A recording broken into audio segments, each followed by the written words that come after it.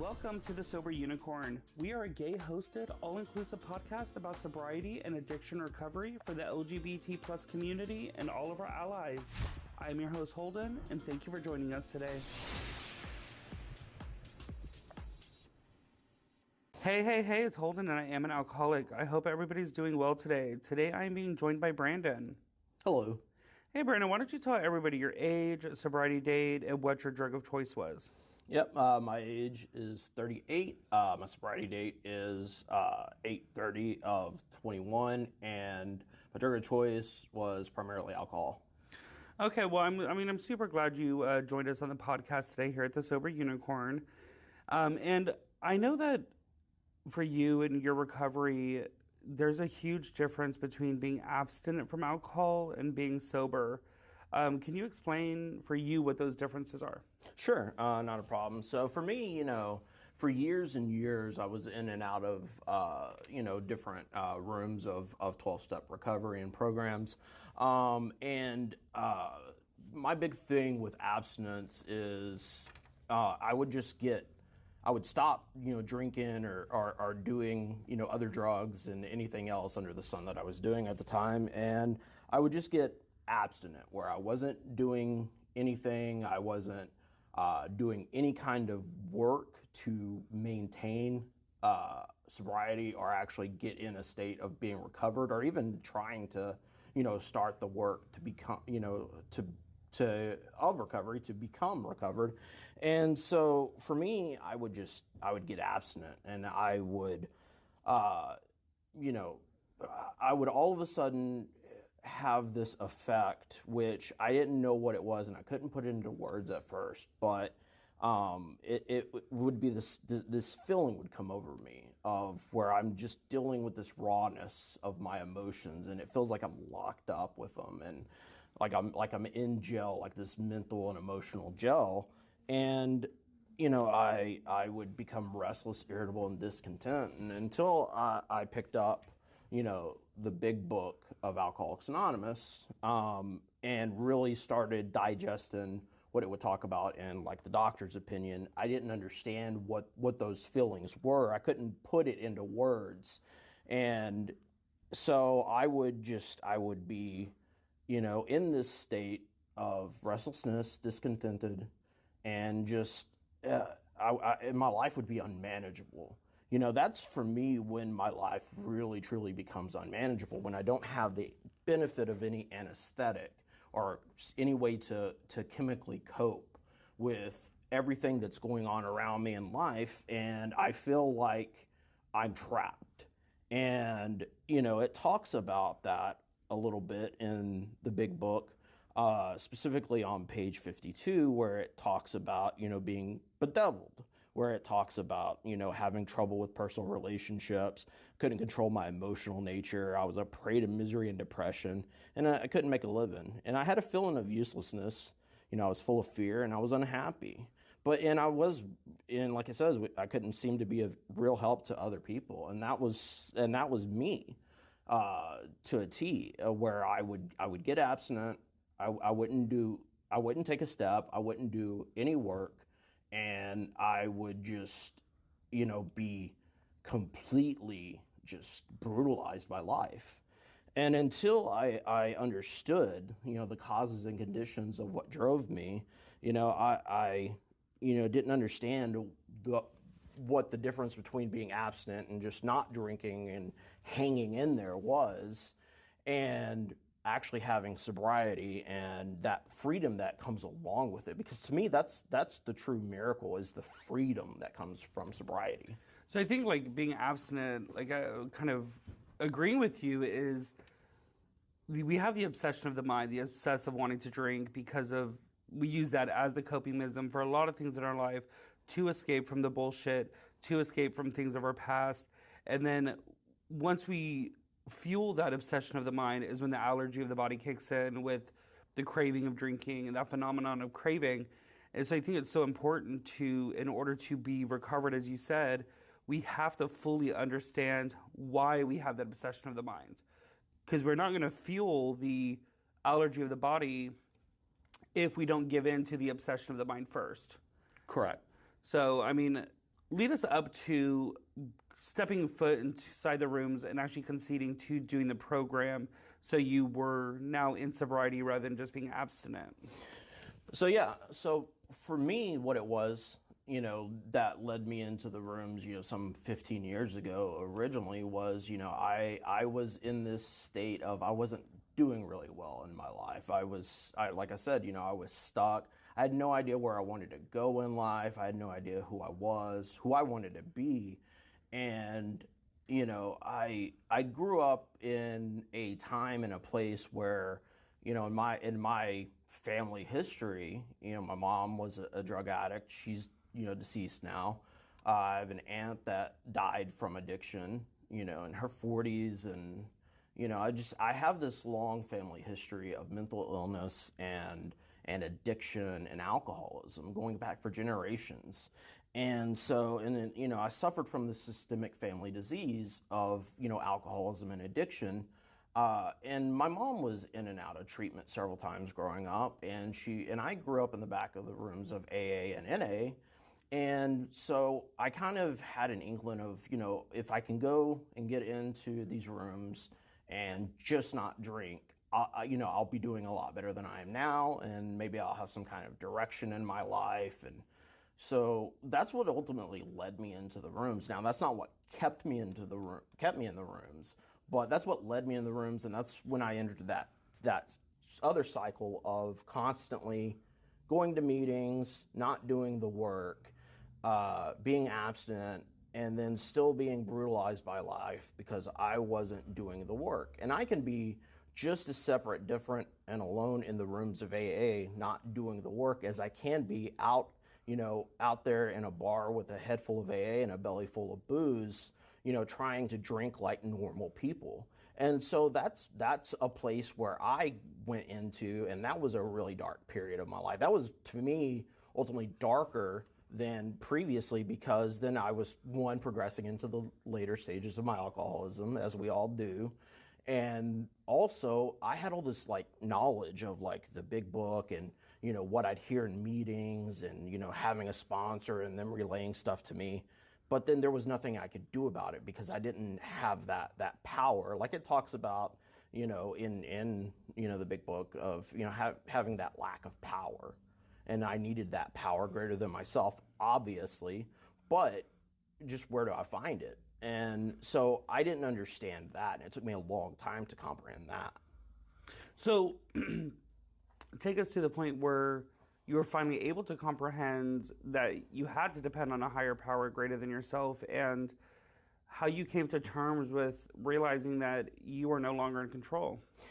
Yeah, so when I came in to the room originally, I had a lot of prejudice and ideas about life, about a higher power, this driving force that we have, and I had all of that, from leftover and remnants of religion from my childhood, and to me, the thing is my prejudices don't look like prejudices. And that's what really kind of got me for a long time, was because, like I said, they don't, my actual prejudices, those aren't prejudices. That's just the way it really is, because I have this bent perception of reality, and my perception of reality is unbearable. It's intolerable. And so, I had to start shedding a lot of those old ideas and open myself up, and doing the work in steps 1 and 2, especially to make that, decision ultimately in step 3 to turn my will and life over to a higher power, God as I understand, God. And so getting to that place, and for years, I thought I knew what step 3 meant. And I would do this cycle that's in a lot of programs called the AA or the NA waltz, where it's step 1, 2, 3 drink, step 1, 2, 3 drink, and I did that for years, where I would think that I was ready to make that decision and that ultimate jumping off point, and I really wasn't there. It was all almost mechanical, like I was going through the steps because I'm like, oh, this is what's going to get me to where I'll never drink again, but there wouldn't be anything behind it. Yeah, and I know that coming into the rooms, for me, before admitting, because I had a lot of prejudice as well, just like you did, from my religious upbringing or religious experience. First, we had to admit that we were an alcoholic. Right. And I think that's hard for many of us. That was very hard for me just to state, my name is Holden and I'm an alcoholic. So, and once I admitted that, there was a weight off my shoulder, but then it came to where I could accept that I was an alcoholic and accept the fact of that I would never in my future be able to drink like a normal individual because it's going to progress into what it was at my ending of the drinking. So for you, what was the difference between admitting to yourself that you were an alcoholic versus coming to terms and accepting that you were an alcoholic?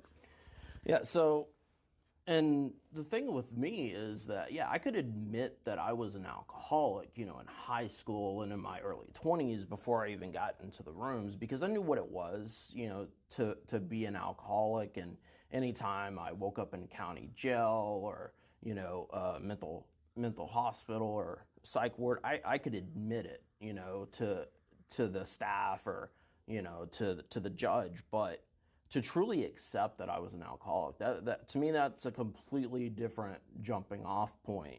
And it even talks about that, in the big book of Alcoholics Anonymous on page 30, where it says that we learned that we had to fully concede to our innermost selves that we were alcoholics.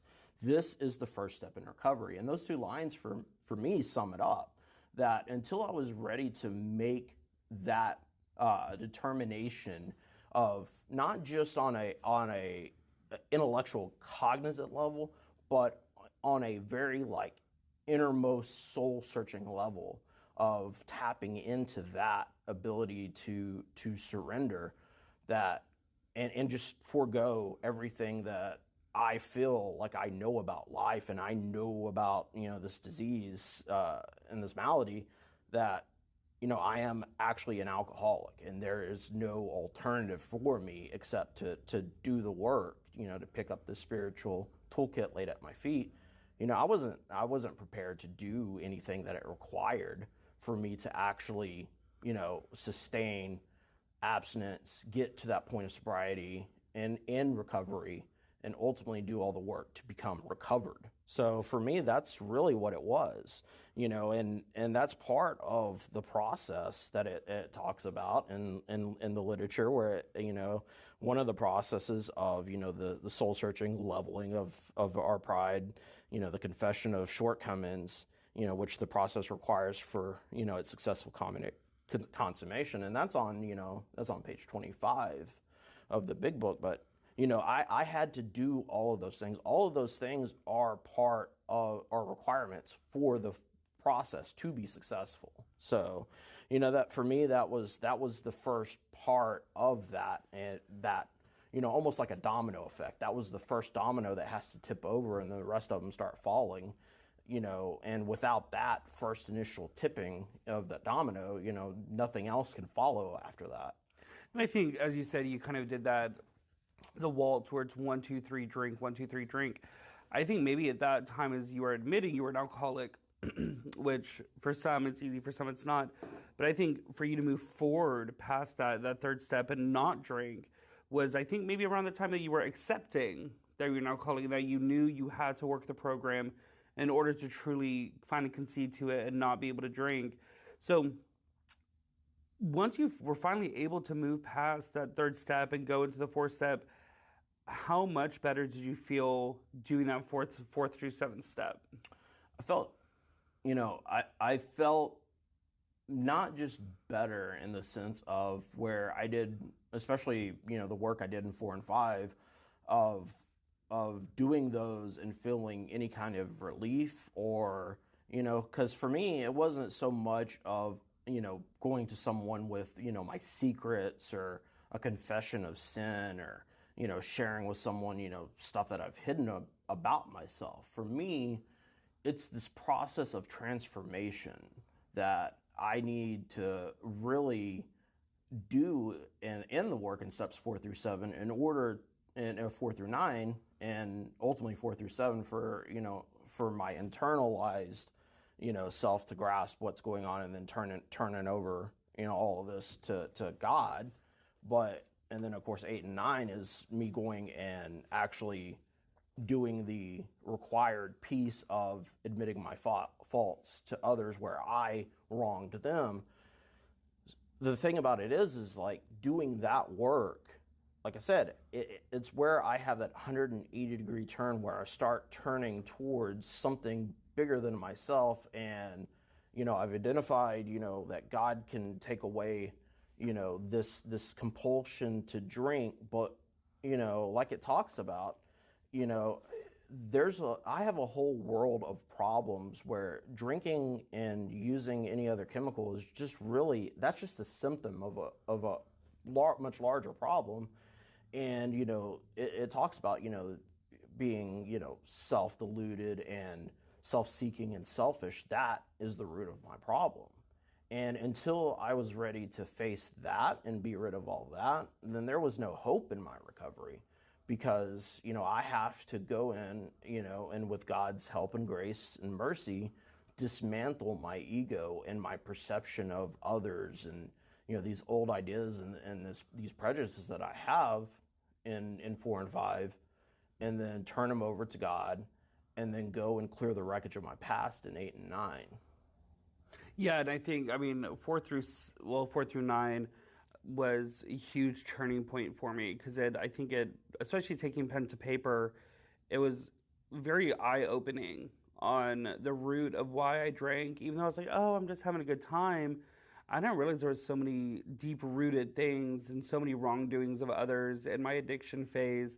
And finally, going through 8, 9, admitting to yourself that you did something wrong is pretty easy. I could tell myself that I fucked over this person every other day, but going to that person and saying, hey, I'm not even going to apologize at this point because, I'm sorry is just fucking words, but saying, I did you wrong, what can I do to make it right, really shows that individual that you are actually sincere about correcting the wrongdoing. And a majority of the time, at least for me, what I found is that even being willing to make the amend to that individual, that's all they wanted. They didn't want anything else. I have so far have not had a single amends ask me for anything other than just admitting that I fucked him over. Right. And that's been my experience in every case so far, as for all the amends that I've made, where it's, and I've also uncovered other things, about myself that was shown to me by other people. Because that's the whole part of this process of uncovering, discovering, and discarding that we do in the work in steps 4 through 9, is there are things that I don't know about me, but others know about me or can see in me. Just like there's things that I keep hidden from others that I know about and they don't know about. And then there's that, that other part where there's things that I can't see in me or don't know about me, and there's in those same parts that others don't know about me or can't see about me, but God knows about them. And all of that is part of that discovery process. And that's what I'm cultivating, and ultimately getting to the work in the discipline of 10 and 11 is to have, God show me those parts and that stuff that needs to be revealed to me through time, sometimes quickly, sometimes slowly. And if I'm doing the work in 4 through 9 and then living in the discipline of 10 and 11, then that stuff will be revealed to me because, like you were saying, there have been things that I've gone to people to make amends for that people have told me things, not in a way of where they're like, putting me, on, holding my feet to the fire, but just saying, hey, yeah, you also did this too. And I was like, I didn't even realize I did that to this person. And like I said, it's not a way of them trying to, like level me it's just one of those things of like, God, I did that to this person. I didn't even realize I did that to this person, or all this hurt. And that's why I love the fact of making direct amends to people on your step, that are on your step 8 list, is because you can see the pain, and hopefully, God willing, you'll start seeing the healing begin. almost immediately. There's not been one case in the amends that I've made so far where I have not seen just that pain and suffering that I caused fall off someone. You just see it fall off their face. Yeah, which is, I mean, incredible to see that even though you did hurt them, that just by coming to them and trying to correct it, that's like that can heal them in a way because that gives them that sense of closure for many people. So I I know that there are many people that go through the 12 steps and they kind of have to start over. They have to find a new sponsor. And kind of it's because they are strictly compliant to the steps because they feel that going through the steps will get them sober, although they're unhappy and still have that like obsession of the mind. And I think it's until they do a full surrender to the steps rather than just complying with the rules and the guidelines of the program is when they actually have that change of mind. So can you kind of share what your experience is with compliance compared to surrender when it comes to the program and the steps? Yeah. So for me, you know, truly compliance is, I'm coming in here, I could be coming in here for 100 different reasons. I could be coming in here because, and as I have done in my time in the rooms or going through a program of, whether it's mandated by, a therapist or it's mandated by, release papers from a psych ward or, try to keep my family, trying to keep my job, trying to keep my house. There, like I said, there could be 100 reasons why I'm going to meetings and getting a sponsor and, half-assing the steps. World of difference between that and truly surrendering, and ultimately surrendering to a higher power and really turning everything over in my life to that power. Like I said, it's a night and day difference. And because I see it all the time, because I've been in and out of the rooms for a long time, that, you get people in here, they've just been released from treatment, they're going to meetings, they're calling every day to get a bed, they're like, oh, get a sponsor. Yeah, I'll get a sponsor, 90 meetings in 90 days. Yeah, I could do that. And then 30, 60 days later, they're like, you mean I got to go to a meeting every day? And I see that all the time. And I hear it all the time. And that to me is, yeah, that's compliance. But to truly surrender and admit that, I'm hopeless without actually doing this work that's required, then there's no hope for someone like me. It's just like the same thing where, if I've got a lot of money in the bank and, and I've got a house and, my wife is seemingly happy. She's not, but to me, and going back to that whole, my perception of reality is off. Then I don't need God's help. And so I'll comply, but I'm not going to surrender. And so that to me is, what's required in order to be able to actually, work the steps and do the work. Because, we never get here on a winning streak. No one ever comes in when, they've, just had like a couple bad days, for me, anytime I've been in the rooms up until this point and this last point, just going to meetings, it's always been, oh yeah, I've had a really, shitty, rough, year or months or whatever, and I've been brutalized by life, and, that's what drives me back into the rooms, but I never did the work up until now. And, for me, it's all summed up, in chapter 5 of the big book, when it says, we stood at the turning point and we asked his protection and care with complete abandon. There it is, that word abandon. We asked his protection and care with complete abandon. It's like, if you abandon a ship, can you jump back on? And you can't. So you have to be at that point where you're ready to just give it all over to something, bigger than yourself. And, and that's ultimately what it is not just turning my will and life over to the care of God. I've got to do the work then after that in order to have that 180-degree turn that I was talking about earlier and get that connectedness with life, with others, and, with my higher power. Yeah, I think compliance. I mean, my sponsor didn't say 90 to 90. I kind of put that on myself, and I hit 90 days or 90 meetings, sorry, in 70 days, and I was miserable in my sobriety. And I think it wasn't for me. I was kind of faking it, thinking that fake it till you make it.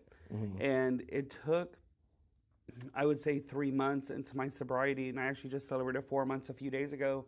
It was 3 months in until finally I was like, I can't be miserable anymore because I'm going to have to go drink. And I think at that point was my turning point of compliance into the surrender entirely to my higher power to give everything. Because I still thought I could control shit. And I mean, I run businesses in my life and work and go to school and do all kinds of stuff. And I thought, there's no way I can't be in control because my life is just so crazy. I have to control it. And it was up until like 3 months, just slightly after that, I was like, you know what? God's gonna do what He can do, and that's all. That's all that it'll take for me to be happy. And I finally fully surrendered. And this past 3 weeks to a month of going into my 4 months has been probably the happiest I've ever been in sobriety. And in this past month I've only been going to maybe 2 to 3 meetings a week, and well, I mean, don't get me wrong, 90 and 90 is not a bad thing. I think for me and my controllingness, I was just gung-ho about 90 and 90 and not really focused on the program itself and being surrendering to the steps and to my higher power. It was more about just compliance and me doing what I was told to do via sponsor. Right, and anyone that's been around the rooms long enough has been in that exact same position where it's like, all right, I'm going to do 90 and 90. I've done that where I'm like, yeah, and then like you said, I ended up doing 180 and 90, and I've done that where I've gone to 2 or 3 meetings a day for like 3 months, and it never changed anything because I mean I would come into the meeting or go to a meeting and I'd feel like shit, and then I would sit in the meeting and just be miserable the whole time, and then this self-pity and self-loathing, and like the meeting wouldn't make me feel better. I've heard people say, ridiculous things over the years of like, oh, just if you feel bad, just go to a meeting and you'll feel better. And that's never worked for me. Not once. When I'm in that place where I am at the jumping off place and I am ready to drink, I'm either ready for a bullet or a bottle, there's nothing, going to a meeting isn't going to save my ass. It's just not in my personal experience. So, I mean, maybe if there's someone out there that works for them, that's great. But in my personal experience and in working the steps and actually doing the work, looking back, it was a fool's errand the whole time, thinking, oh, if I just make this many meetings, or if I do this or do that, pick up a new hobby, I'll hear a lot of that where people are like, oh, I started doing hobbies that I haven't done in years. I'm like, great. What else are you doing that's actually going to keep you sober other than, hey, at some point I did crocheting with my grandma and I have fond memories of it, so I started doing that again. I'm like, okay. Yeah, and I think people think that a idle mind, or not an idle mind, a busy mind will keep you away from drinking, which is kind of where my mindset was at the very beginning, but it's not. The only thing that's going to keep you away from drinking, for me, because I can only speak for myself, is keeping the conscious contact, asking for help, asking for him to take away the desire of drinking, the obsession of it, and understanding why I chose to drink and being able to cope with those things as they come out. Because now that I do my step 10 with sponsor or anybody else my circle, I don't build up to that anger point of people pissing me off to the point where I'm like, shit, I need to go get a shot to deal with these people. And my day, just without getting angry, without getting frustrated, I mean, we all have frustrations in life, don't get me wrong, but being able to just quickly take a 20-second pause, take a breath, exhale all the bullshit, say a quick prayer, say, guide my thinking away from being angry or whatever it may be, completely is like that psychic change, what it talks about in the book. And it'll completely alleviates whatever bullshit that I'm going through in that moment. Yeah, I agree 100%. And that's a huge requirement of that unblocking that you do in steps 4 through 9 is getting to that point. Because, I've heard people before, say, oh, I have a conscious contact with God. I've heard people that have told me, like, oh, I have a 24/7 conscious contact with God. And I'm like, that maybe. Anytime I've ever heard someone claim that they had a 24/7 conscious contact with God, they're usually on the TV asking for money, and that's the thing about it is I have faith 24 hours a day. I really do. But for me, that conscious contact is something that I, just like spiritual experiences and spiritual awakening, is something that is intermittent. And that's where the faith comes in. That's where faith for me comes in, and it gets me through those dry spells. And it's only by doing, like it talks about in the book of doing God's work, doing His work and performing His work well, that's where that conscious contact comes from, is doing what I need to do, of being of maximum service to others, and really playing the role that's assigned to me and staying in my own lane. Can I get those glimpses of that conscious contact and those spiritual experiences? Because I usually don't have spiritual experiences when everything's going great. I usually have spiritual experiences when things are kind of going bad, and it's like I have like a aha moment, like an epiphany, as some people call them. And that's usually when I'll have that conscious contact or a spiritual experience. And I strongly believe that a majority of my awakenings or experiences are just me pulling my head out of my butt and seeing what everybody else is seeing the whole time. Yeah, that most definitely. So we're kind of coming towards the end of the episode. We've kind of talked about your experience, your strength. So why don't you share everybody like the hope, how your life has changed in sobriety for the better, and maybe anything else that you want to share with everybody that we haven't touched on. Yeah, so I mean, for me, it's been a slow roll. I mean, I've really only started truly making my amends over the past couple weeks, so it has been a kind of a slow roll for me because, as it's said and implied and explicitly said actually in the book, of the 10 to 20 years of drinking is going to make a skeptic out of anyone that's a loved one around me. And so I'm building that trust, and I'm building those bridges that I burnt, as I was walking over them, with, my closest loved ones. But, that's the thing about it, and that's the beauty, is I'm actually starting to see those changes in those relationships and those dynamics. And especially doing the nightly review of my day, I'm seeing where things are progressively getting to a place to where, like you were saying earlier, where I can see and realize more quickly and call someone more quickly when I get to those spots where I need to make amends or I need to talk to someone, And for me, the big hope has been that the longer I'm staying sober, the more help I realize I need, And that was something that Sandy Beach, at AA speaker, said, before in one of his talks, is, that someone asked him, how have you stayed sober? Because he was at the time sober almost 50 years. And he was like, and that's what he said. He said, the longer I've stayed sober, the more helpless I've realized I need, and the more help I need from other people. And for me, that's just true. That's just, if I can stop trying to arrange life to suit my needs or my plans and designs, and just let everybody do what they want to do and live within their free will, and like it talks about, I can exercise, my will, within the bounds of making sure that I align it with God's. And if I do that, then, and align my will with God's, then that's where the hope is for me, is if I can get to that place and stay in that place, then, and perform His work well, then yeah, I'm gonna have bad days. We all have bad days. Another thing that I always hear is like, my best day, my worst day sober is my better than my worst day drinking. You drink the way I did. My worst day sober is a lot better than my last day drunk, but that's where the hope is that, things can get rough, but I know how to deal with them now on a level of, instead of, hey, I'm going to go pick up a drink or, ossify myself. Instead of doing that, I can turn and say, hey, you know what?